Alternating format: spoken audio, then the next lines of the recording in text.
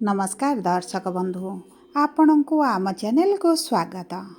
पवित्र बिछा संक्रांति बा मार्गशीर मासर अमावास्या उपलक्षे आपण को अनेक अनेक शुभेच्छा और शुभकामना। देखंतु दर्शक बंधु यह नवेम्बर मास 16 तारिख दिन बिछा संक्रांति पड़िबा पई जाउछि एवं यह संक्रांति दिन सूर्य करिवे निजर चलन रे परिवर्तन।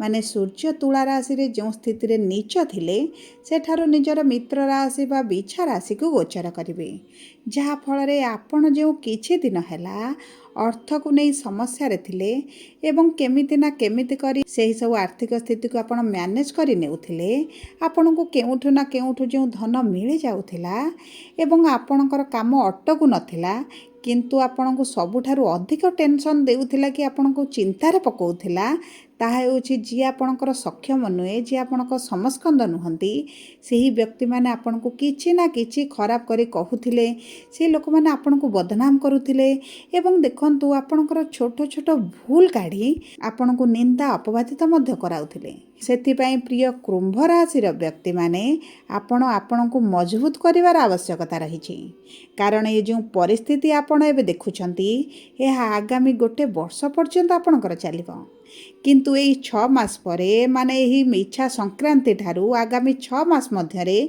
आपण किछिटा सुधार मध्य आपण देखिबे एवं आपणकर एबे जो परिस्थिति चलीछि सेथिरे सुधार आसीबो। किंतु यही 16 तारिख पर ठारू संक्रांति पर ठारू कोन रहिबो आपणक परिस्थिति केमिति बदलिबो परिस्थिति यही वीडियो रे विस्तृत भाव रे आलोचना करिबा।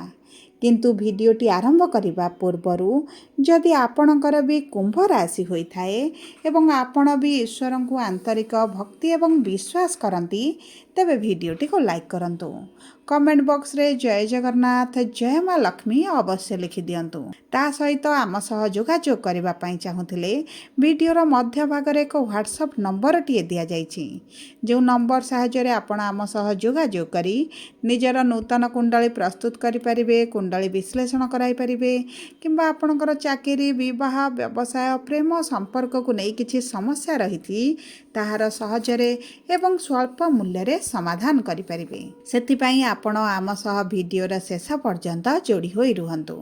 एबे आसंतु कार्यक्रमटी को आग को बढ़ाइबा एवं सर्वप्रथमे जानिबा आपणकर कुंभ राशि रे एही संक्रांति पर ठारू नवग्रह किभଳି स्थिति रे रहिबे।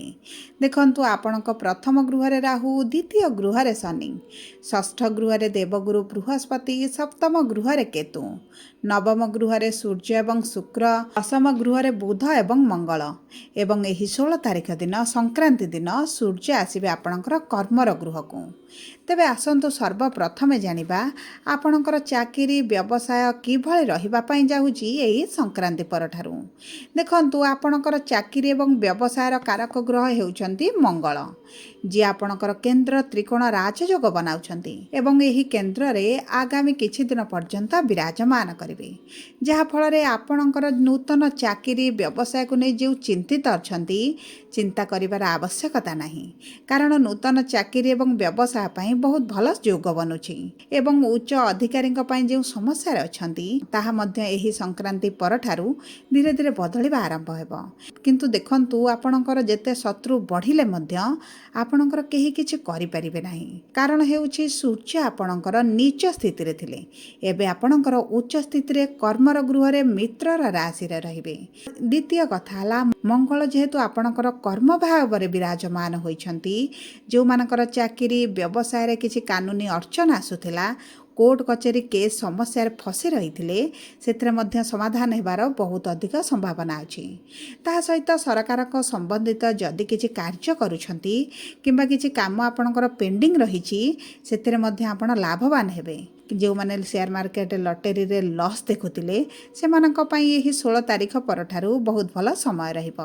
ता सहित जो माने प्रमोशन सैलरी इंक्रीमेंट चाहुतिले से मानक पई मध्य बहुत भल समय आसुची, कारण शनि नक्षत्र परिवर्तन करी गुरु नक्षत्र को जेहेतु प्रवेश करिसंती जदि आपण व्यवसाय आरंभ करिबा पई अर्थर आवश्यकता थिला ताहा मध्य आपणकर पूर्ण होइजिबो।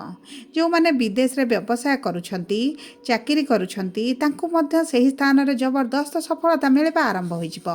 ଏବଂ ଦେଖନ୍ତୁ ସୂର୍ଯ୍ୟ ଯେହେତୁ ଆପଣଙ୍କର କର୍ମର ଗୃହକୁ ଯିବେ ଏବଂ ଶନି ଆପଣଙ୍କ ଲାଭର ଗୃହରେ ଅଛନ୍ତି କିନ୍ତୁ ବୃହସ୍ପତିଙ୍କ ନକ୍ଷତ୍ରରେ ଅଛନ୍ତି, ଆପଣଙ୍କ ଜୀବନରେ ବହୁତ କିଛି ବଦଳିବା ଆରମ୍ଭ ହେବ। ଏବଂ ଏହି 16 ତାରିଖ ପରଠାରୁ ଯଦି ଆପଣ ବିଦେଶ ଯାତ୍ରା ପାଇଁ କିଛି ସମସ୍ୟା ଦେଖୁଥିଲେ ତାହା ମଧ୍ୟ ଦୂର ହୋଇଯିବ। ଆପଣଙ୍କ ପାଇଁ ବିଦେଶ ଯାତ୍ରାର ବହୁତ ଭଲ ଯୋଗ ବନୁଛି। ଏବେ ଆସନ୍ତୁ ଜାଣିବା କେମିତି ରହିବ ଆପଣଙ୍କର ଆର୍ଥିକ ସ୍ଥିତି।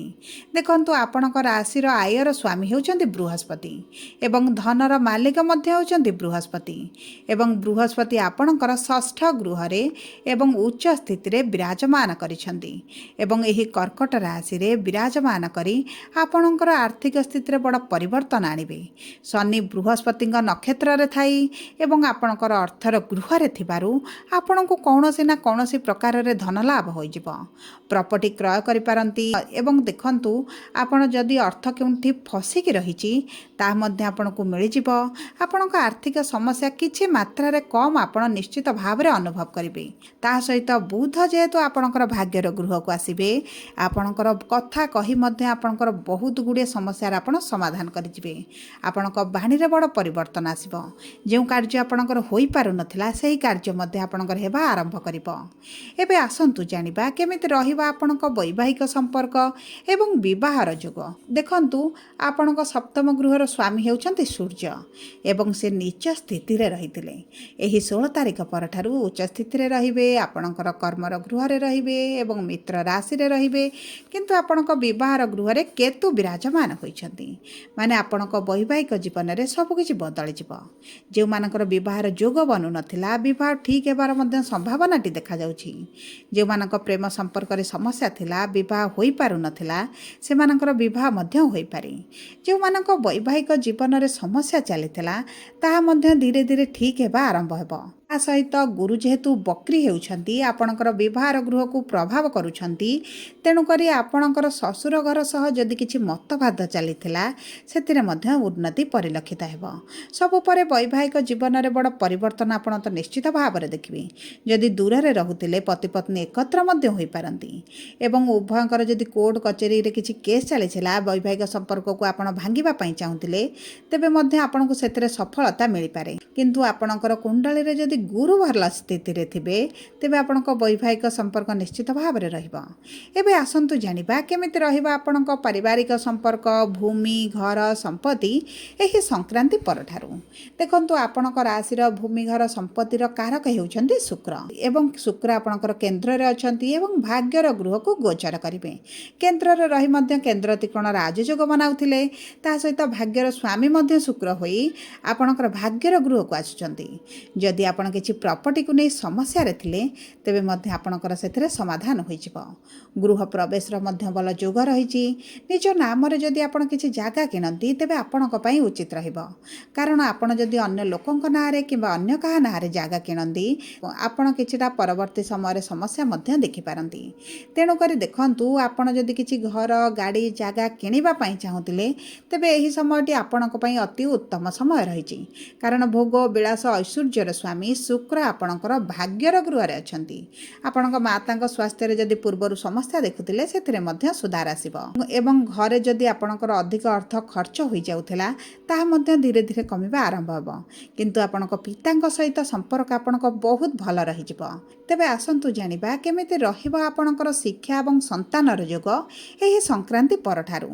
ଦେଖନ୍ତୁ ଈଶ୍ୱରଙ୍କ କୃପାରୁ ଶିକ୍ଷା ଏବଂ ସନ୍ତାନ ଏହି ମାସରେ ଏହି ସଂକ୍ରାନ୍ତି ପରଠାରୁ ବହୁତ ଭଲ ରହିଛି, କାରଣ ବୃହସ୍ପତି ଆପଣଙ୍କର ପଞ୍ଚମ ଗୃହ ତ୍ୟାଗ କରି ଷଷ୍ଠ ଗୃହକୁ ଗୋଚର କରିଛନ୍ତି ଏବଂ ସେହି ଗୃହରେ ବକ୍ରି ସ୍ଥିତିରେ ରହି ଆପଣଙ୍କ ପଞ୍ଚମ